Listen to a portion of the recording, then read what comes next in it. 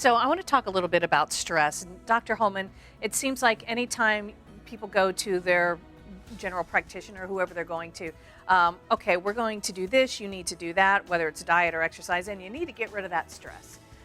Well, okay, so my job is causing stress, my relationships are causing me stress, and my kids are causing me stress, and I can't get rid of any of that. So how do I get rid of the stress? I think one of the things that the doctors are telling you to do, but I don't know if anybody is really doing it, is to get rid of the emotions that are causing the stress. Okay. It's not a matter of doing years and years and years of counseling. It's a matter of shifting the energy. If we go into the psychology of the body, in my office I'm going to teach you this. The lungs themselves, they help process grief. The lungs, you take in life, you take in breath. Without breath, we don't live. It's the psychology of the lungs are the vitality of life. So if someone has a hard time taking in life and they store grief in their lungs, you're going to find that they have more issues with bronchitis, chronic bronchitis, maybe asthma. They're shallow breathers.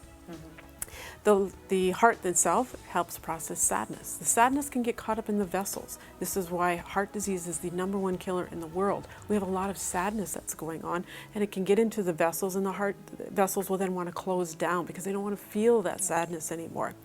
If we go to the liver and the gallbladder, that actually deals with anger. But the gallbladder also gives rise to helping you with the energy of making decisions. It doesn't make the decisions, it gives rise to the energy of making decisions. So therefore, if you're having a hard time making decisions and you're angry, it's usually a gallbladder, liver that's off. You often find this in addicts, drug addicts, alcoholics. Their liver is so toxic because of the substance abuse that you'll also see them to be very angry because this is not being processed out.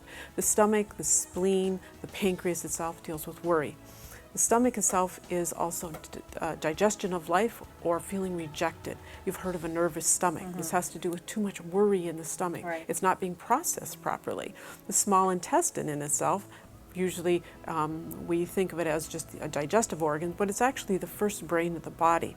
You've heard of yin and yang, or yin and yang. In the in the US we call it yang, but it's actually yin and yang. The small intestine is the balancing for the heart. So it's sadness again and joy, but it's also worry. So when you take in an event or you take in a situation, it's the stomach that assimilates it, and then that's the emotions that come into play then. Then the brain will tell you what to do.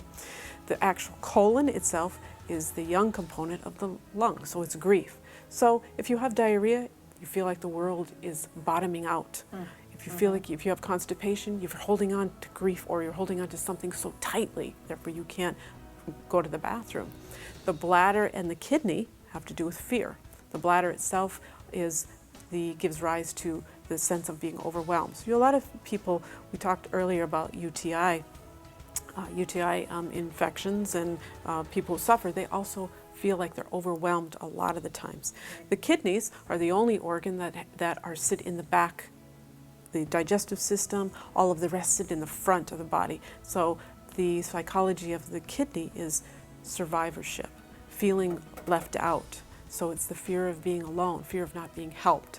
In my practice, what I do is I help you identify your system that's off, and this will give you a clue of where your stress is coming from. And when you can eliminate the stress or the emotion that is helping you perceive something in a certain way, you can eliminate the stress. Well, I'm sure there are a lot of people like me who just identified with the whole list of things that you mentioned there. Oh, that makes sense. And of course I'm angry when I'm behind the wheel or whatever. So now we kind of know and can identify, like you said, what organ and the emotion behind it, but how do I get rid of it?